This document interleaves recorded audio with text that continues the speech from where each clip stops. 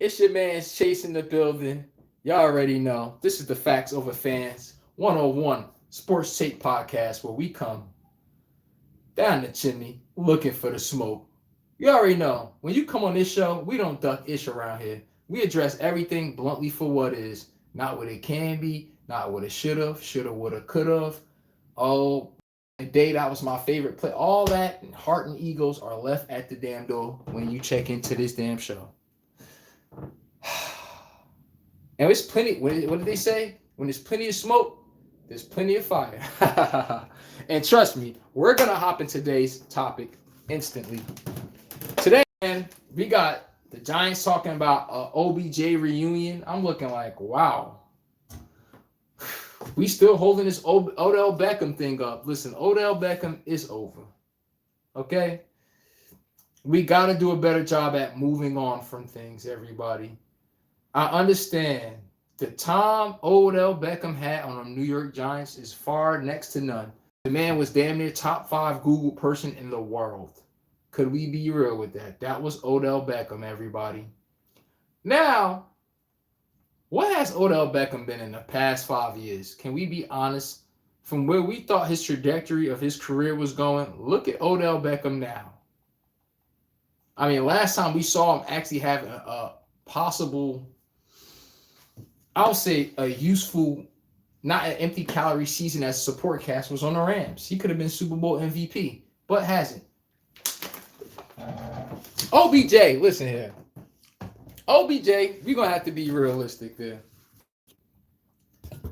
I think, honestly, did he fumble his fame to some degree? I think so. And I personally think so. Once he started getting picky and mouthy with how he wanted things with the Giants, and I'm not knocking it, he started trying to flex power. Once OBJ started to do that, the Giants said, oh no, we're not winning. We're paying you damn near $20 million a season, and we're not winning. You're annoying us on top of that. Oh, they said, OBJ, you got to go. I don't know where you going, but you got to get the hell up out of here. And listen, it's great when they make it into the playoffs. They're 11-5. This one they had Landon Collins, Eli Manning, and so and so. But the truth is, the second Odell Beckham saw that first injury, and you know when they pay you that kind of money and it's a losing season, they're looking for reasons to restructure. If Odell Beckham was smart, I'm not going to lie, I can't say because I'm not him at the moment, but yes, Odell Beckham, he should have took a pay cut right there. He could still be in New York. You're the biggest goddamn face of the league. Everybody, I'm telling you, you're the biggest face of the league by far. Everybody know who the hell Odell Beckham is. For some strange, odd reason, I don't know what told them boys. I don't know what told him. For some strange reason, I'm not taking a pay cut. If Odell Beckham did take a pay cut to the Giants, what do you think they were going to do? They're going to trade you. Odell Beckham going to the Browns is strictly his damn fault. I'm just going to bluntly say it there. It's when you have an outsized ego and you're in an ideal situation, and instead of somewhat taking a pay cut, Patrick Mahomes, certain players of this world, you're trying to get every dollar. And when you get every dollar, we better see 1,500-yard seasons, and we better be in a wild card or playing for something. Not too many people could stomach dishing out that kind of money, and then we look up, we're 5-11. Oh, if that's how the Giants felt about Odell Beckham, if he could have just keep his outsized ego, and it's kind of hard to say that about Odell. He was the most Google player in that time. There was a time Odell Beckham he needed security. He was that damn famous, everybody. But it cost him. He didn't want to take a pay cut. The Giants need to shed some money. They sent him to the Browns. And listen here, that Eli Manning connection that he had, it's like that Sam Darnold and Justin Jefferson connection. Look at Sam Darnold numbers with Justin Jefferson. Look at Sam Darnold, Kirk Cousins number with Justin Jefferson also. Look at Kirk Cousins without those two guys. It's the same thing. And I don't know what Odell Beckham, second he went to the Browns, he had 1,000-yard season, but things were never the same again. The big playability just left him after injury. It wasn't that he didn't have it in him, everybody. I personally think it was just like Antonio Brown. Antonio Brown with Big Ben Roethlisberger. Yo, Antonio Brown could be the greatest wide receiver damn near top 5 ever. Easy. If he stayed on the Steelers, Antonio Brown could be a top 5 receiver ever. Odell Beckham, I say that because Eli Manning retired at some point before him. So, okay. But you saw that Eli Manning connection with Odell Beckham. What's to say he don't stay with the Giants for another 2-3 more seasons? We talking about Odell like we talk about Justin Jefferson. He had 10,000 yards in his damn sleep. I'm not going to lie to y'all. When that outsized ego, look at Brandon Aiyuk with the 49ers. They would deal with Aiyuk when he was putting up 1,300-yard seasons on 80-something catches. Well, guess what? He been hurt again, and then you pulling this stunt. Look at this crap with the 49ers and Brandon Aiyuk. It's dragging all over the media. We could tolerate your attitude as long as your production right there. Second is not, oh yeah, that's a relationship. That's with anything, your girlfriend, boyfriend. People will tolerate your attitude and certain things that come with you that may agitate them because your performance outweighs it. What happens when that don't outweigh it? We know what time it is. Pay, restructure a contract. Look at Keenan Allen on the Los Angeles Chargers. The man had a career year. The next season, the Chargers came to the next year, the Chargers said, can you restructure your contract? This is Keenan Allen coming off his best season. What did he do? He said no. Where did the Chargers send him? To the Chicago Bears to die. What happened? His numbers went down in the gutter for 2 seasons with Caleb Williams because Caleb Williams is not a damn quarterback. And look what Keenan Allen ended up back at. I wonder. He sucked his pride up, pause, and he went right back to the Chargers. Everybody. All of a sudden, Keenan Allen looks like Keenan Allen again. Who got the second most third down conversions? Jeez, I wonder. Keenan Allen. But you see how his ego, he didn't want to move off of that? Now, guess what? The Chargers got Keenan Allen back. The same receiver that didn't want to discount. They banked on you not producing that high on the Bears. Guess what happened? That, exactly. And they got you at the discount that you should have restructured to in the first place. Ego. That ego is going to cost you. Trust me. That ego, it's going to cost you. And that's the one thing I see about a lot of these players. Because then when you look up, how many of them ever recaptured a career where it previously was at? A lot of these players start to become has-beens. Let me get to the comments. Caprio says, they're not going to trade Davante Adams. The Rams were just exploring. If they did, I didn't know who the hell they was going to replace with him. It's hard. He has 16 touchdowns. Hey, man. Jeez. Everybody, let's try to replace Randy Moss. Yo, how about somebody say, yeah, get us another Gronkowski. I see where you coming there, Caprio. You don't just find another Davante Adams. I'm being real with you. You just don't find another guy that could just win a one-on-one matchup at all times. The guy's a damn touchdown maggot. He got the most touchdowns since he's been in the league at wide receiver. Come on, man. The man Davante Adams, if they got rid of him, like, there goes their Super Bowl chances right there. There's a reason why they were in the There's a reason why the St. Louis Rams was in the NFC Championship. It's because of Davante Adams. Where do you replace Davante Adams at? Actually, Caprio, ask yourself, where did the Rams struggle at before Davante Adams came? The Rams struggled in the red zone. Why would you trade your best red zone target that gave you 14, 16 touchdowns and missed 3 games? So where do you go after this if you got rid of Davante Adams? They were very smart to realize, do not give that man up because he's a number 1 wide receiver on any other team. He's only playing number 2 because Puka Nacua is there. And that's the team he's on. Let's be realistic. But the Rams know they have no cap space, Caprio. So good take on that one. They don't have cap space. They don't have draft picks. Remember Todd Gurley, Jared Goff, all them people? They gut their draft picks to get people like Davante Adams. That's how they land people like that. What happens when you don't win a Super Bowl with that recipe? Let's be real. What happens? We all know what happens. You chasing your damn tail. Oh, shit, we got to pay that guy. Trip McDuffie, $100-something million. $70 million guaranteed. Okay, how are we getting better at that other corner spot if we gave Trip McDuffie all this? You start trying to patch every hole up, and you noticing there's more holes than goddamn patch-ups you can do. And that's what happens. Now you got to start doing some dramatic trades just to even make it possible to have a team staying on par with others in talent. The Rams, they missed their boat last year. They're not going back. I'm just letting y'all know that How many of y'all think the Rams could go back to the Super Bowl? But I personally think they missed their Super Bowl window, everybody. The Rams has. They're not going back. Accept it. That's all I'm saying. Accept it. Offensively, they're a great juggernaut, but I don't see the St. Louis Rams giving up Devontae Adams. You got to be drunk to do that. You got to be absolutely drunk. If the Rams gave up Devontae Adams, who is another receiver getting you 14 touchdowns in the red zone? Please tell me, everybody. I need to see this ish. Who the hell's giving you that much touchdowns in the red zone? We got to be realistic now. That's all I'm saying. Be realistic when we come in here, because at the end of the day, you ain't got to like it, but learn to love it. KK says, Silent Mullins missed every three-pointer he took until that one came, like you said, Chase, when we absolutely have to have it. Can I count on you? And he came through in the clutch. Hell yeah. And Arizona, that's in the back of me right now, we're going to see them in the championship. I can bank on that. But Mr. Mullins, we got to go to the man of the day, the man, the myth, the goddamn legend. You name it. Confetti, everybody. I'm letting y'all know right now, that confetti was dropping on my UConn boys. Oh, yeah. Them Huskies. That's that boy Tarish Reed, the game's MVP. Hell yeah. Give him his damn credit. Yesterday, man, I had to hop on 2 point. I had to get up ahead and talk my ish.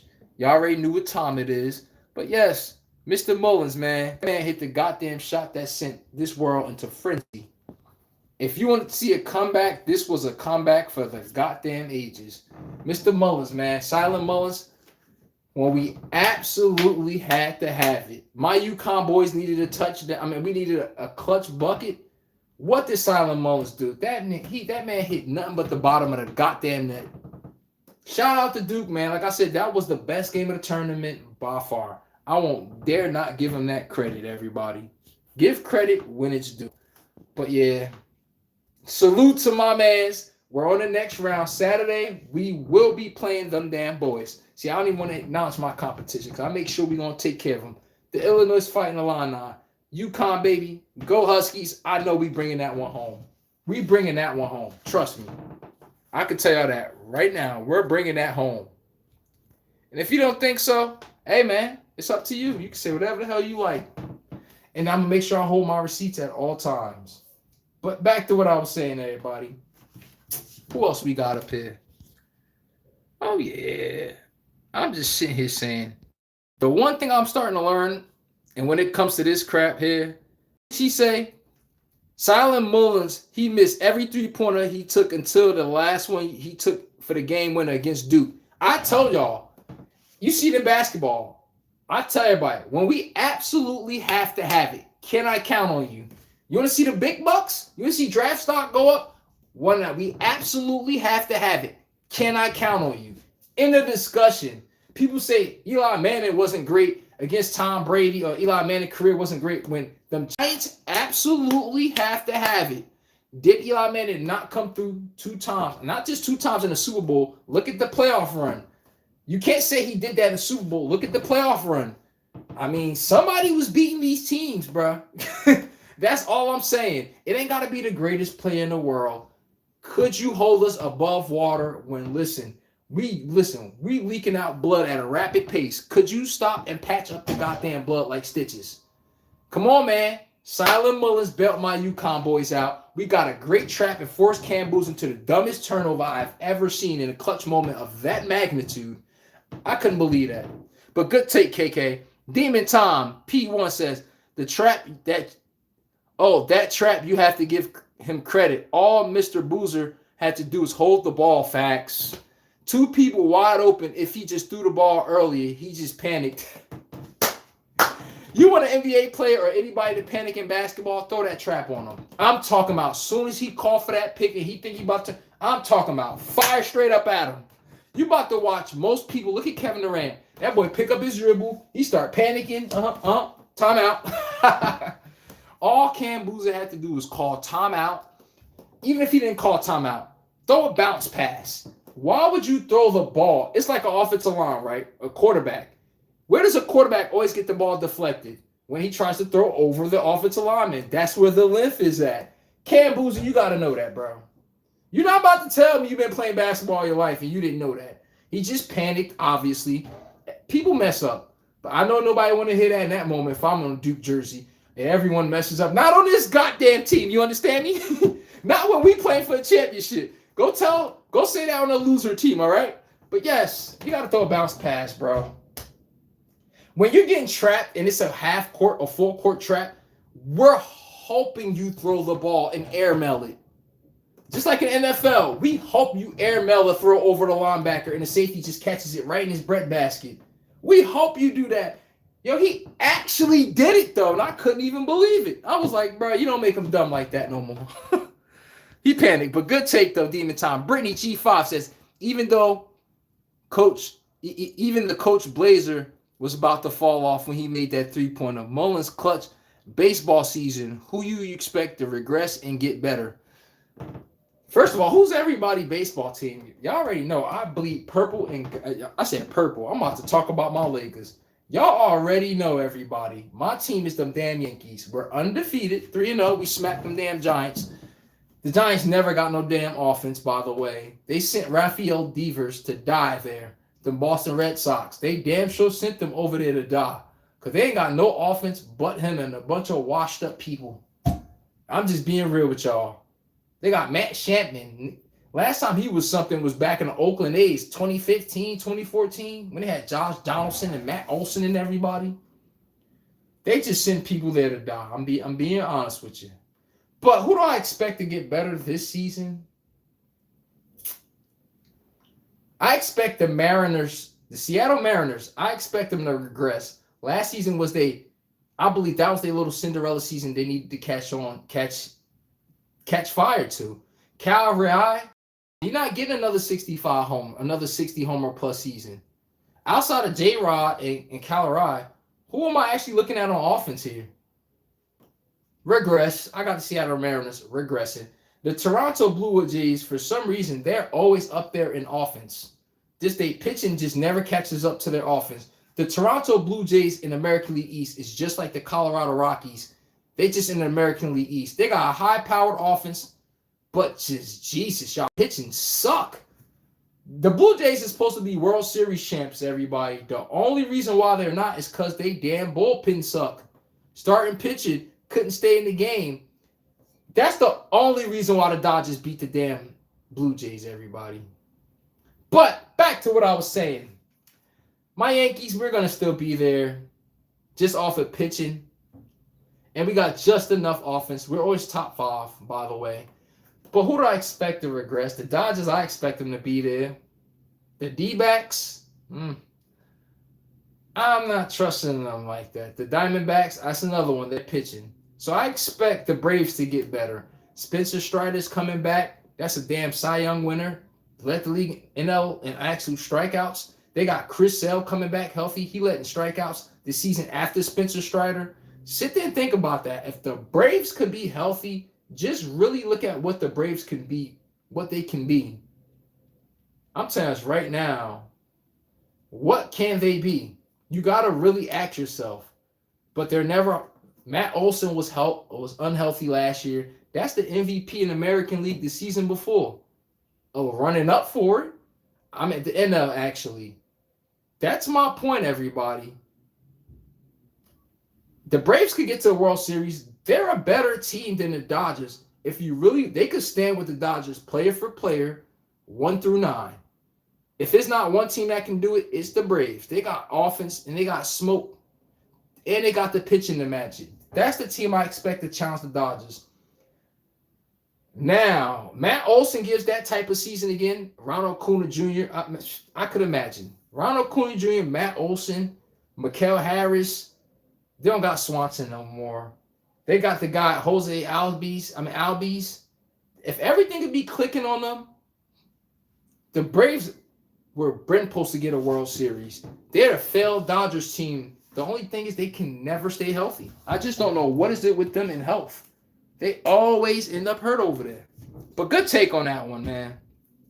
Marlene, the Rams, no, the second they didn't win the championship, they're stuck with too much contracts where in order to make the team better, they got to trade somebody. I agree with you. And I'm with you when I'm with you. This is what happens when you have buyer's remorse, everybody. It's called buyer's damn remorse. We didn't get what we wanted out of it, so we looking like, damn, shit. How do we get from underneath this? For real, how do we get from underneath this? But the Brandon Aiyuk situation I was talking to y'all about, you can see his 49ers even put out a statement against Mr. Aiyuk. They clear as day letting you know how the hell they feel about this guy. I'm just telling everybody right now. Even the 49ers said they kind of reneging on the statement, but I guess we're going to have to run with that for the moment. Speaking to the media, Kyle Shanahan reiterated he and general manager John Lynch have a stance on Aiyuk that he plays last snap for the team, even if they're not in a hurry to make that move that leads to the end. They say they don't have a date for it. This is Brandon Aiyuk, bro.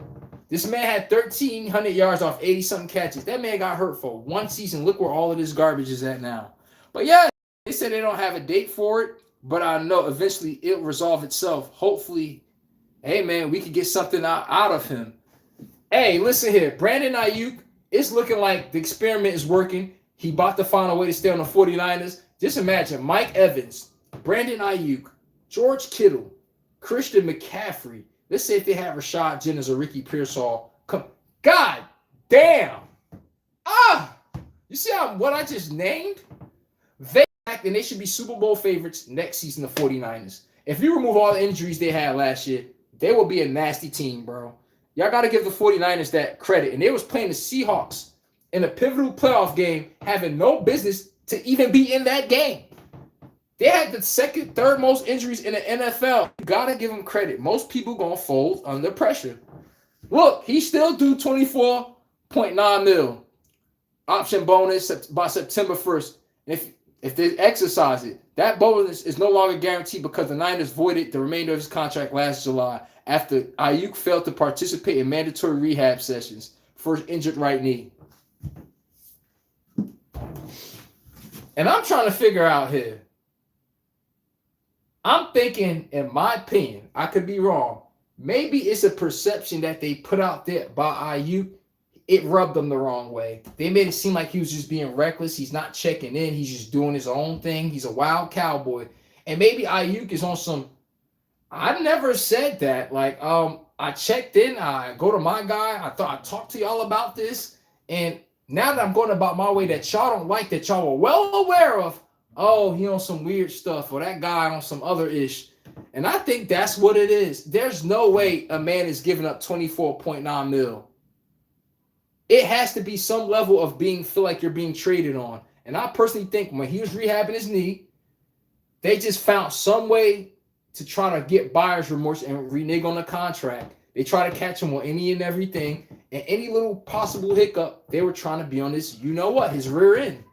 That's what I think about the Brandon Aiyuk situation. I don't know, but I could be wrong. But yes, they do $26 million goddamn dollars for salary in 2026. They still could be on the hook for that, even if Brandon Aiyuk don't play.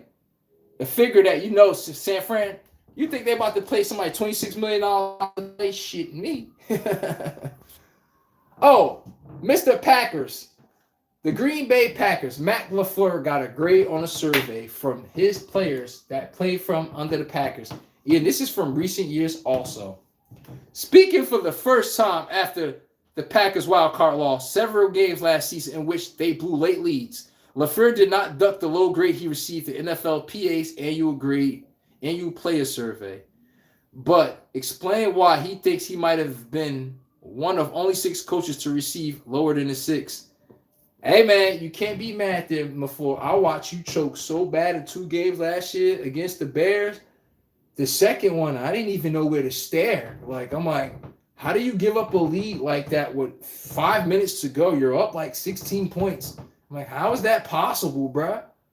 There's no excuse for that. That's called you play not to lose, and you lost. You don't know, a loser tries not to lose. They don't take risks. Guess what? Stand in the middle of the road, you will get hit. Now, at least the gambler will take a decision crossing this side of the street and accept his fate, one or the other, choices and trade-offs. Sit in the middle of the street is going to get you whacked by a car. That's exactly how the Packers coached. He said he received a B- after getting an A- the previous year. According to the survey, which is not supposed to be public this year, was obtained by ESPN and other media outlets. Some players feel like LaFleur when it came. Oh, players ding LaFleur when it comes to respect for players. Oh man, I am not in the locker room and everything, but I know what that means, everybody. That's called, we don't like that you don't hold people accountable. Trust me, the Ravens just went through this with Todd Monken, Lamar, and John Harbaugh. It was a mediator for someone to talk to Lamar on what the offensive coordinator once said to him. I'm like, so he's just above reproach? You can't talk to the kid? Like, what? And I got to talk to him. And I have to talk to Lamar Jackson like he's a 5-year-old, where he gets it. And I treat him like this little kid that makes $300 million. And I got to talk and coddle him like he's a baby. Hell no. Shit me. And LaFleur, the Green Bay Packers, this is what their players said. They ding LaFleur when it came to respect for players. I hope y'all know what that means. I hope y'all know what that means. And players are not dumb. They can't be a Stanford graduate, graduating from Ivy League schools, having these high GPAs, right? And then somehow you look up, guy done blew a coverage 2 times. He's still in the lineup. No one's talking to him about his errors. And you looking like, so we're just going to pretend like nobody made a mistake, huh? And everybody just sit around, the Baltimore Ravens, just act like we don't know what's going on here. We're just going to act delusional to reality, like that corner ain't just give up 3 touchdowns today. That's LaFleur. And let's not create any problems. Just be quiet and let's go with the flow and hope the problem corrects itself. Yeah, how many times have we seen that work anywhere? Let's be real, everybody. How many times have we seen that work any goddamn where? It don't. It's just a bunch of passive-aggressive feelings boiling over. And I know they don't like receiving grades. They said this wasn't supposed to be public until next year. Let's be real. An A- to a B-, that's called our patience are for playing for this guy. One more season of that, we're going to have to get the scissors out on this guy. And you got to be real. The Packers start off red hot every year and let you down. I'm telling y'all this right now. Certainly, there's been a lot of topics of conversation about what are we building? How are these guys closer? Are they guys closer or are they getting further away? I think more than that, battle for one another. After starting 9-3-1 in 2025, Packers lost their last 5 games, finishing damn near third in their division for the 3rd straight season. That's oh man. They only have, wow. The Green Bay Packers have only 1 playoff game in that stretch. They only won 1 playoff game in that stretch in 3 years. Mediocrity, everybody. They have not won the AFC North since 2021. Everybody, this is 2026. I'm just giving you context. We're about to be in 2027 this year coming up. That's 5 goddamn years, everybody. That's 5 years, everybody. And all we talk about is stats. And they starting off red hot. Oh, they did this and that. They have these young weapons. And I know exactly where this is going to end every single goddamn time. And then when the Packers lose, we act all stupid and retarded and delusional. I'm like, what y'all think was going to happen? Hold on, let me finish this up. Marlene said, wait, no. Johnny the man, the NBA needs more villains too. Too much nice guys, which waters down the product. Wemby talking filthy about his MVP place is good for the NBA. I agree. I agree with Johnny the man. Yeah, and we need a little bit of arrogance. Why you think the sport of boxing likes Floyd Mayweather? In that sense, why he's a big draw. Floyd Mayweather is a big draw because he talks shit.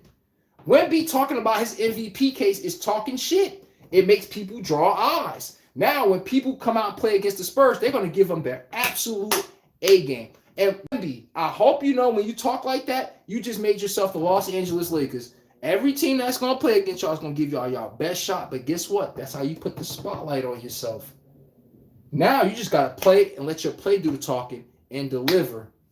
We don't need you to come out in the media, say it again, or start trying to pander to yourself. Just make sure you show them that you're the goddamn MVP. But yes, we need that Mamba mentality. We do.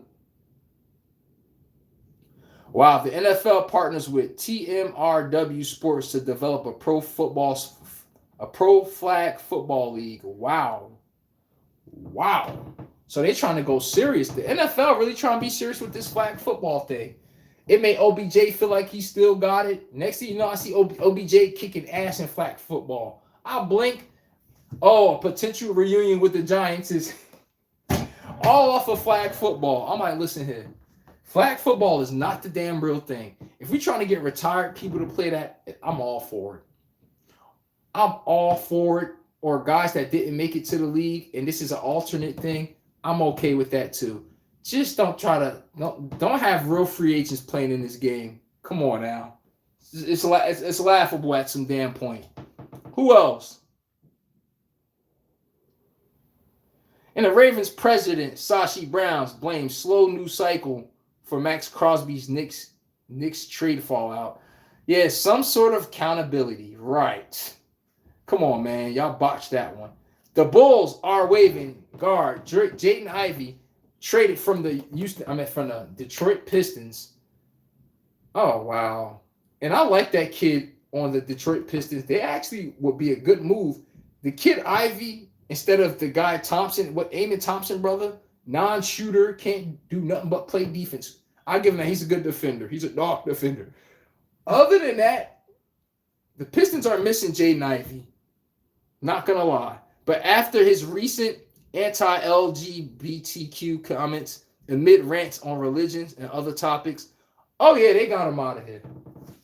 You think you're going to be a free agent talking crazy and talking wild about relationships, religion, LBTG, whatever, all of that stuff, and they pay you all those millions to make sure you shut your mouth. They don't pay you to keep running your beat, bro. You got to know that on command. They're not paying you to run your damn mouth. They're paying you to shut up, represent their product on the court in a good manner, not embarrassing them or making them take heat. It's not good press. Even if you're a young, promising player, listen, you got one time to do that. You got one, I didn't know, and listen here, you're out of here. Some organizations, you ain't got no chance. They just getting rid of you. But damn, Jaden Ivey, boy, they got you out of here like a bad cold. Oh, wow. The Super Bowl is returning to Las Vegas in 2029. I wonder why, everyone. And you know the Raiders is not going to be in that game. We all know damn well the Las Vegas Raiders will not be in that game when that Las Vegas Super Bowl in 2029, that's 3 years. Okay. We all know the NFL know. You want to generate revenue. Where else to put the Super Bowl? In gambling capital. Hell yeah, they're gonna have a casino over there by then. That new casino's gonna be built. They got a bunch of them already. Come on. And who works hand in hand with them damn casinos? You tell me. The NFL gonna find a way to partner with the casinos or partner with a casino where they get a slice of the revenue. Trust me, I know the NFL, bro. They businessmen and they good at it. They're gonna buy. Stay with me, everybody. The NFL is gonna buy a casino or they're gonna partner on a small share of the project. This is how stakeholders work. They're going to buy a little stake in it, or a good quarter of it, right? Once the NFL start generating some revenue, they could get a good idea of how much money going to be coming into those casinos of putting that Super Bowl there, where they could put gambling with the NFL and football all in the same sentence. The NFL is just going to buy the shares out of them casinos or buy them out outright. What is players going to do when they get paid? Gamble. Guess what? When you go on FanDuel, who does the money come back to? The NFL. It's the same thing. And they looking like, okay, if these fans are not coming to the game, okay, there's still a way that we can get money from these people. They're on FanDuel, they're on Sportsbook, they're on FanDuel, they're on DraftKings. All of this is still owned by the NFL. No matter where you spending this money at, they still getting the damn money. Even if you sat at the stands, the concession stand, it don't matter. The money still came back there. And they understanding that. You put that Super Bowl in Las Vegas, boy, you make somebody blow through 50 grand like this. I'm talking about like this. And I think that's what they're going to. They're keeping it where they can monetize the game the most and keep that money circulating. Banks don't make money off of you taking your money out. I'll repeat that. No bank makes money off of you keeping all your money in your... Wait. Let me say that correct. No bank on this planet, well, on an American soil, makes money with nobody keeping cash in their bank account.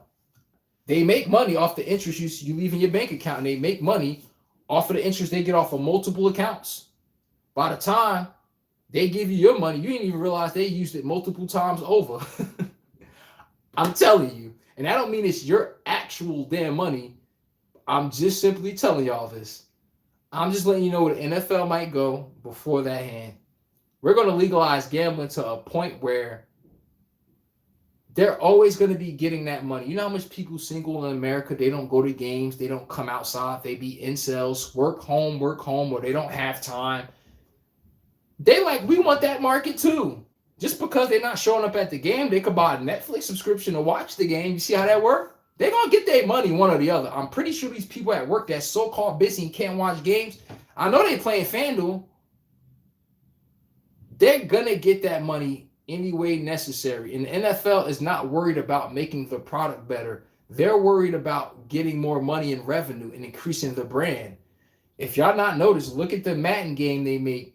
They used to go above and beyond to make corrections on that game because they cared about the product. And they knew retaining that damn product and retaining the customers, it meant a lot. Once the NFL felt like they could just, it's the fans' fault to some degree, you're going to buy it anyway. Oh, it doesn't matter. Once they know this, they got you dead to rights. Now they're going to just keep putting watered down product, knowing you're still going to buy it. They know you're still going to buy it, no matter what. The second you let them know that, it's over. There's no way you can will it back in. They just going to keep making garbage product, knowing that a big portion of people is going to pay for it, wear makeup for the people who didn't. Y'all can't tell me that's not the game today. But, all right, man. Marlene said, Luka got another 40 points game in the clip for the Wizards tonight. Defense is atrocious over there. Man, Luka, I'll be surprised he ain't put 40 on him. At least 35. Pets Universe, Mahomes' knee is getting better. Watch out. Oh, yeah, Pat the Don looking like he putting that work in. You got to put respect down to that guy named, I'm telling y'all right now, Pat the Don, the man is working. But LaFleur, he deserved this goddamn grade. He did. He damn sure did. Who is up there? Oh, and this ends up on a Green Bay Packers tape. LaFleur said, if I'm being honest about it, I think there were some guys that were upset about their roles last year. I think that took a toll on our football team. Thank you. I'm looking at Jalen Reed at wide receiver, Romeo Dobbs. I see another guy, Deterrio Wicks. I see another guy. I think I'm missing somebody. Christian Watson, Deterrio Wicks, Jared Reed. They got Tunyon at tight end. I just named Romeo Dobbs. And they had Marshawn Golden. Y'all see all these names I name at wide receiver? How can any of these receivers flourish if they're barely consistently on the field? Every time I'm watching a Packers game, every time I blink, it's a new receiver catching the ball.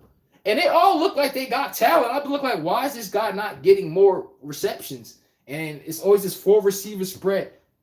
You can't thrive in that if you're looking for your numbers. Give me a receiver that's thrived on the Packers the past 3 seasons as far as numbers. Proof is in the pudding. You'll see Jared Reed have a big game, then you'll hear from him for another 3-4 weeks. Mr. Wicks, Dontario Wicks, Christian Watson look like a number 1 and then disappear. You be like, damn, what happened? We've been having this question for quite some time with them now.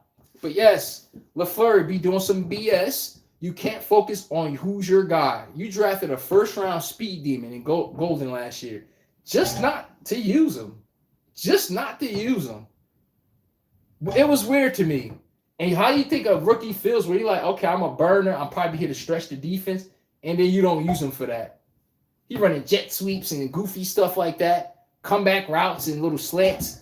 That's not what he got drafted for. So LaFleur, at least he took credit to that. The way you ran the Green Bay Packers was absolutely atrocious. You got 5 wide receivers, and somehow you never established who's your number 1. He deserves to get this grade. I've been said this about the Packers. They're just too indecisive with 4 wide receivers. You got a tight end with 10 touchdowns. You got Josh Jacobs. Do y'all want to be a ground and pound team, or do y'all want to be a spread offense team? Every week they battle with reality on this.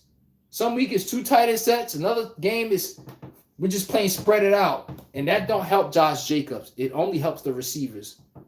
Just saying. They don't have a consistent identity. They don't. I can agree with it. He says, I think from a coaching standpoint, role clarity is key. I'm not going to lie, everybody. He is cooking on that one. So we got to obviously do a better job communicating with our players. Thank you. Give me a second here. I know we're not going to like what I have to say right here, but I love that Matt LaFleur took accountability. The man said, I have to do a better job at communicating with our players on their roles. Thank you.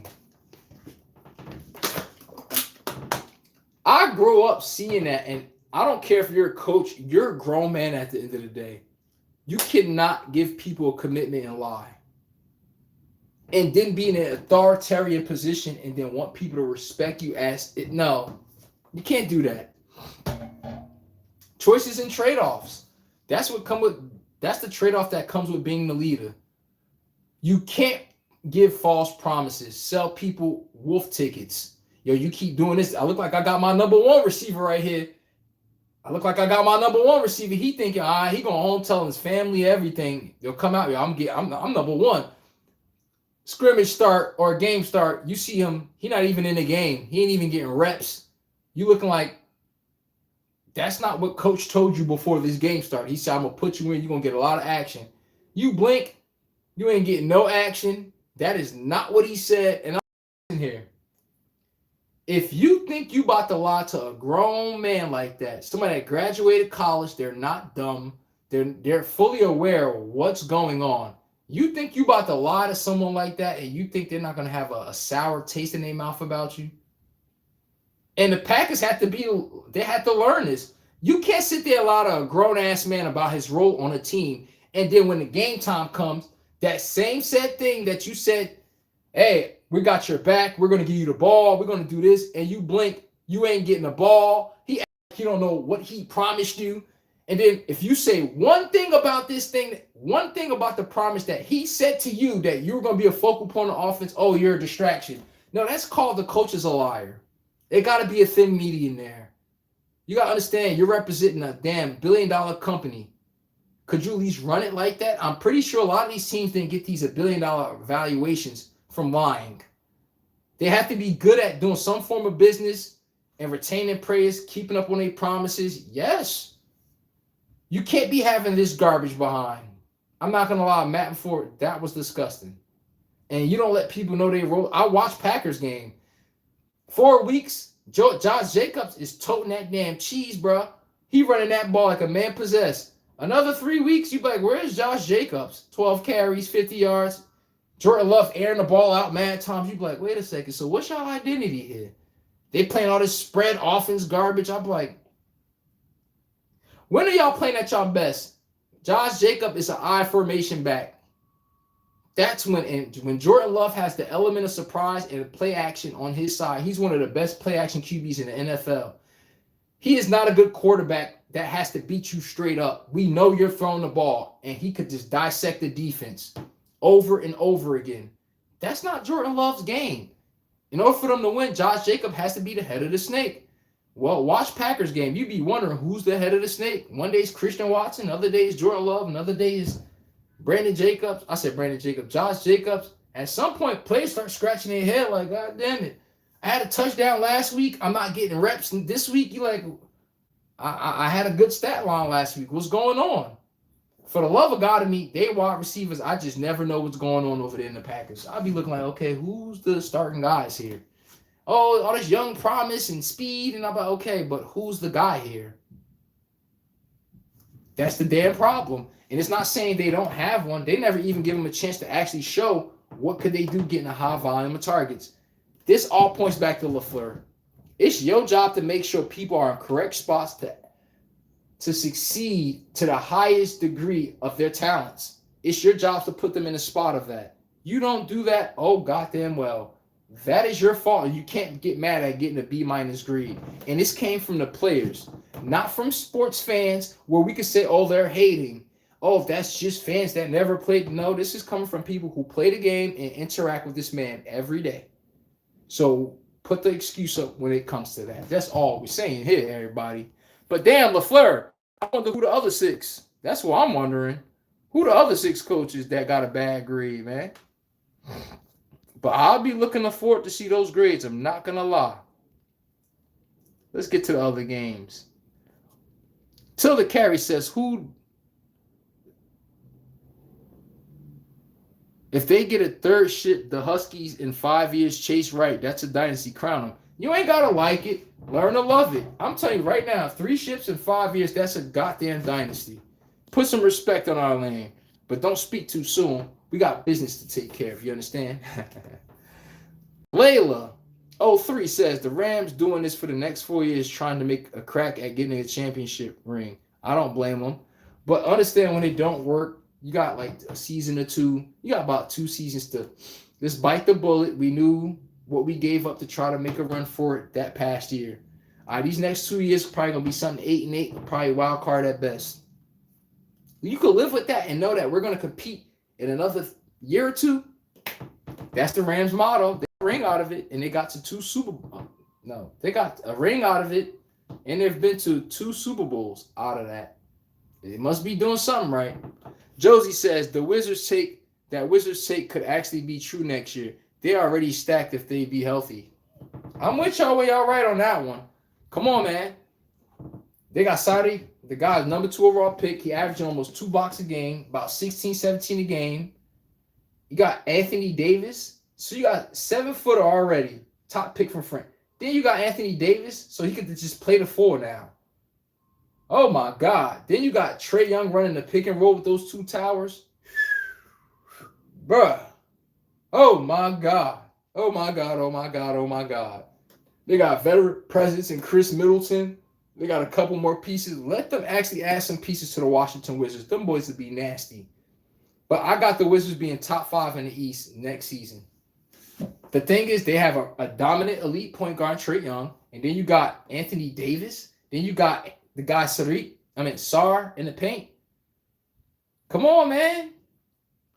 First thing you're going to say is Trae Young don't play defense. Well, when you have 2 7-footers, that negates that. Ask the Grizzlies with Ja Morant. Ask the Lakers this season coming up with Luka, even though he's been playing better defense. When you got 2 mammoths behind you, ask the Spurs. You think they'd be worried about defense and they got Wemby behind them?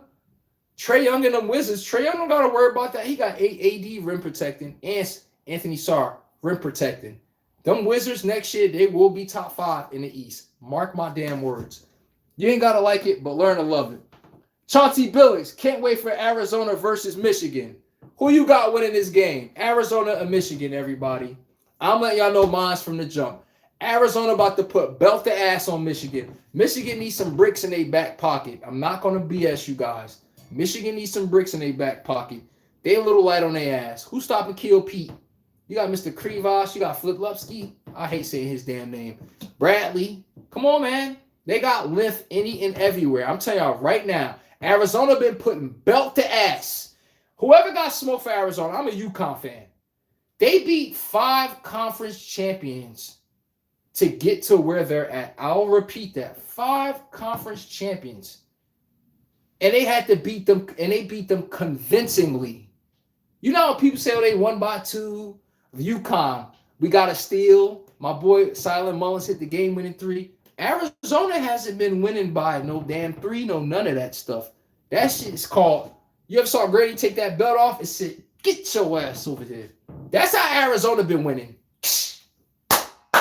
They've been putting that belt to ass. So when you really can't discredit Arizona for nothing. Give the Wildcats their damn credit. They could win playing at a fast pace. They could win using their sauce. They could win playing half-court defense. They can play any style of basketball you want to play. And that's why I said UConn versus Arizona. Ain't no way in hell Michigan beating Arizona unless they up-tempo puts Arizona down about 10, 15 points. Arizona don't have elite backcourt play where I could say Michigan has the edge over them there. Getting up volumes of shot, Arizona wins some games, making 5 threes, 6 threes. What's to say Michigan made 10? Oh, my God, it's dark. That's when I could say, Chauncey Billings, I could see them losing the damn game. That's when I said I could see them losing the damn game, bro. That's when I said I don't know. It gets a little dicey. But I'm a realist. I'm a goddamn realist. I'm gonna be real with you. So I'm gonna have to put it there. I'm gonna have to go stand with that. The Arizona Wildcats will put BTA on the Michigan Wolverines. They overachieved this season. The Wolverines, I believe, they got to where they needed to. When you overachieve, let's just say if Michigan lost right now, I'm pretty sure they would be devastated. Arizona, no, anything less than a championship is a failure. My Huskies, y'all know damn well, you know the standard with the Huskies. Anything less than a championship is a failure. So on that note, I got to go with the Arizona Wildcats over them damn Michigan Wolverines. My Huskies, who do y'all got over the UConn or the Fighting Illini, Illinois? Drop your picks in. I will screenshot them so I can spew them back to y'all on Saturday when we put belt to ass. Samantha says Cheetah will be back and we'll have over 1,400 yards. Bold take. Oh, shit. Yeah. Cheetah will be back. Tyreek Hill, and he's going to have 1,400 yards this season. Oh, my God. Talk filth. Dang, that's my guy. He's a hard worker. I always bank on him being a hard worker, so I believe it. I agree with you. Just off of his work ethic, I know that man puts in a lot of work to keep his body where it's at, to stay at his top tier speed. I believe Tyreek Hill will be back this season. She said he will have a 1,400-yard season. Samantha, I don't know about 1,400, but I got him over 1,200 yards because he might miss a game or two to start the year off. But Tyreek Hill, play with if you want. The Kansas City Chiefs will be getting him. Trust me, everybody. You heard it here first. Where else is he going to go? The place that's familiar with him already. And they treat him with a certain higher level of self-esteem versus, oh, he's coming off a knee surgery. No, they know what Cheetah can give them in their offensive system, the Chiefs. If Tyreek Hill try to go anywhere else, they're going to try to short him. They're going to try to, oh, we don't know about the knee and what. Even if he's showing that his knee is healthy. Cheetah, go back to the Kansas City Chiefs, bro. Trust me. You will have a ring staring you right in the face. Jamara says, Keith Thurman definitely did get baptized. That boy Keith Thurman yesterday was like, tell me why. They had Keith Thurman begging on his knees. You got knocked out and fell forward on your knees. I don't see that much often when a guy fall on his knees and then he fall right on his face. Keith Thurman, man. Keith Thurman. You looked at old and slow, past your damn heyday. Just accept it. He's not the Keith Thurman that first fought Pacquiao. Accept it. That was Keith Thurman. After that moment, Keith Thurman been getting paws put on him. When was the last time Keith Thurman won a meaningful fight where you could say he took a belt from somebody? Somebody's calling out Keith Thurman because he's a guy to beat. Keith Thurman's 5-6 years past his heyday. I've been said this one. He's been past his heyday. He just try to not fight often like Andre Ward. At least he's undefeated. And then come back and then think he about to fight a pivotal fighter, a dude that's damn near up there in the weight class, and he think he about to just come off of these long layoffs and just beat these type of guys. Hell no, bro. Keith Thurman be smoking some good ish. And trust me, that knockout had him looking all kinds of easy, bro. You can't show your face getting knocked out like that. But, Mike Trout behind me, everybody. Mike Trout, this got to be, if you want to see an arrogant baseball player, this man should have been got traded off the Angels. Y'all know who Shohei Ohtani is? Two-time champion, two-time MVP, well, four-time MVP, but the Dodgers won the last two ships. Look what Shohei Ohtani went to go do with the Dodgers. Look at Mike Trout. They both still in the same goddamn state, but somebody's winning championships, getting a deep playoff run. The world is recognizing them as a key engine piece to driving them damn Los Angeles Dodgers to them championships. You don't think Mike Trout has the same impact Ohtani does? He just used to stay with the sorry Angels because I guess they give him a steak. I guess the way the city looks at him, it's crazy to me. He would stay with the Angels. How much managers they fired in that time span? We got to go back to the guy, Mike Scioscia. Bro, you know how much years ago that was with Scioscia? That was like 10 plus years ago. I remember Mike Trout first start against the damn Oilers. Yes, and he was a number 2, 3 prospect. I remember Mike Trout before he became Mike Trout, bro. But Mike Trout wastes his whole career with the Los Angeles Angels like an idiot. No offense to him. I'm talking about just ego and pride. I like to be the man. I'm the guy here. Okay, there's no winning that comes around the guy here. Y'all been in one playoff appearance your whole career on there. Oh, Shohei saw 5 years of this, 4 or 5 years, and said, enough of this shit. Y'all not about to waste my career and watching us play meaningless games. Shohei has a 40 home run season for the damn Los Angeles Angels too. Notice, do we even talk about that season? Because there was no winning attached to it. Notice when we start paying attention to Shohei stats in a way where it was meaningful. It's when he started playing for the Dodgers. We look up there in the big important games. His stat line leads to actual output to them getting to the championship. You think people care about Mike Trout having 45 home runs, 100 RBIs, maybe 20 stolen bases, 30 stolen bases? You look up on the team he playing for. They third in a division, fourth in a division. Are you impressed? And it's not Mike Trout. It is somewhat his fault. He's staying loyal to a team that don't produce shit. Give me the last good free agent that they landed. They landed a bust in Anthony Rendon for $312 million from the Nationals. That's after, by the way, everybody. That's after the Nationals won the championship. After that, look at Anthony Rendon. The man stole $300 million from the Angels. You would think he would leave after that, right? No. Shohei Ohtani left. You think he would leave? No. I'm like, bro, it's either your ego or maybe they give you a stake in the baseball team, some piece of the ownership, or you have a level of pull that you won't have nowhere else. I don't understand it. I never did. But he overstayed his welcome with the Los Angeles Angels. He has.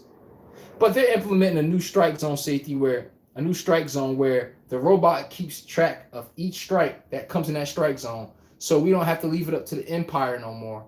And the truth is, if we're doing this and we're leaving it up for the strike, right? What's the point of having an umpire in 2-3 years from now? You could save money on the umpires by not having one out there and getting hit by a ball. All you got to do is keep the pitch count behind the damn hitter. Put a little clock behind them, and there goes your MLB umpire gone in seconds. I'm just being real with y'all. You don't need MLB umpires no more. We got AI to keep track on the damn strikes. We know what's a ball and what's a terrible call, and that thing will grade it properly. Is this a ball? Yes, it's slightly out the zone. Versus a damn umpire that's just clear as they saw the slider down and away. And just because the pitcher framed it back and clipped the corner, oh, it's a strikeout. That is not a strikeout. And when players explode on these umpires, pause, just like Luka Doncic while on the refs, they're viewed as a complainer versus the ref making a wrong call, which is odd to me. This person's a grown-ass adult, and I'm trying to tell him he's doing something wrong in a sophisticated manner, and the guy gets nasty with me because I held him accountable. If that ain't I don't know what we doing today. And I just think we live in a time where people they think they're above approach. I don't care if it was a mistake. Oh, Zaya said Jamar Chase better than Justin Jefferson. It's crazy. Y'all act like his quarterback has not been missing the last 2 years. Disingenuous takes. That's why I don't tennis to them. We're just going to act like DeAndre Hopkins, too. When he's on the Texans, he didn't have Brock Osweiler, TJ Yates. These type of people. I'm like, are you serious? TJ Yates. I'm like, y'all people really think? Y'all wonder why D-Hop wasn't as great as he needed to be? Look at the QBs he had to work with. Jessica Flynn says Devontae Adams was holding the crown until Jetta came. Now Chase became the best because Joe Burrow stays healthy. They can keep a quarterback longer in the Vikings. We'll be talking about Jetta. Come on, man.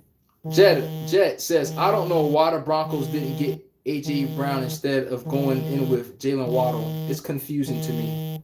Chase, Arizona has been beating every top team in the conference championship. They've beaten every top conference champion on their side of the bracket. Put some respect on the name. Hey, man, you just heard it straight from me. Same thing. Who is calling me? It's like college basketball. We already know anybody could win and lose anytime. The Eastern Conference, like you said, Chase, is laughable. I didn't make this up, bruh. It's laughable. Supreme said, when you get on this level as a man, you can't look for love in everything. Business contract past 30. Luca fell for the love contract. Thank you. Your friends need to sign an NDA. That girl so called says you mean so much to her. Let's see how you sign that NDA. Let's see if you keep up on this clause. And when you pass 30 and making a certain amount of money, trust me, that's not gonna save your ass. Love and feelings, they hope you're on love and they hold you to business, and you overlook their bad blunders, and guess what? They hold you accountable for each one you make. That's the disingenuous people who don't compete in the lower rung of society, in my opinion. They want empathy for nothing. They want a person with money to just be nice, and it's just money, and share your money, share your resources, but you can't tell them anything. You can't reconcile on anything. We can't agree on a damn basic subject. These people want to be rebels while still being taken care of. It don't work like that. Cuff your balls, strap up in court. Everybody, this concludes today's episode of Facts Over Fans, the one-on-one sports tape podcast. I'm your host, Chase. Like I said, we don't duck ish around here. We address everything bluntly for what it is, not what it can be, not what it should be, bluntly for what it is. My UConn Huskies were resilient against them Duke boys, them Duke Blue Devils. Oh, yeah, I didn't even want to say their name. Last night, we were smoking on some, listen to this, that sky looked very blue, okay? The Blue Devils was definitely in that cigar getting ash in the ashtray yesterday, okay?